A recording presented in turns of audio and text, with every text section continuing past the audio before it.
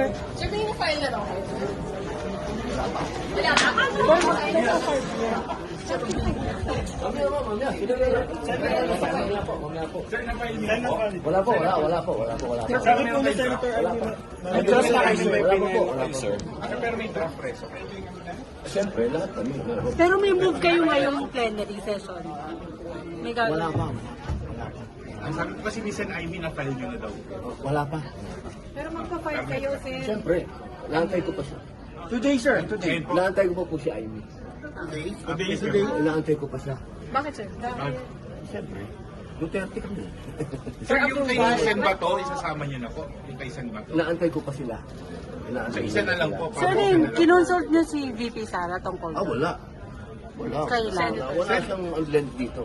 Sen, ilan po kayo? Bali, ilan po kayo na magiging author po ng resolution? Ako lang.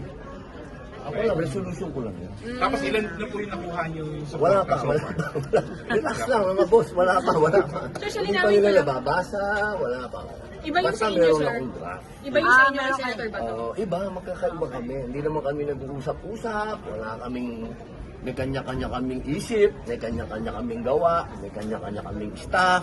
So, hindi yung Duterte move, sir. Yung Kami kasi... ang Duterte kami.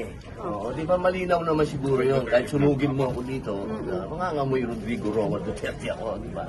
Pero yung draft ko, walang kinalaman sa draft ni ganito o draft ni ganon. Akin yun sa sarili ko. Pero Senator, yung inyong resolution is to dismiss the impeachment case. Siyempre, Apo.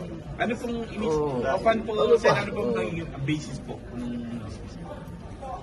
parang binasa mo na yung ano. Okay lang. Okay lang. Salamat. Antayin mo na lang. Thank you. Thank you, Sen. Thank you.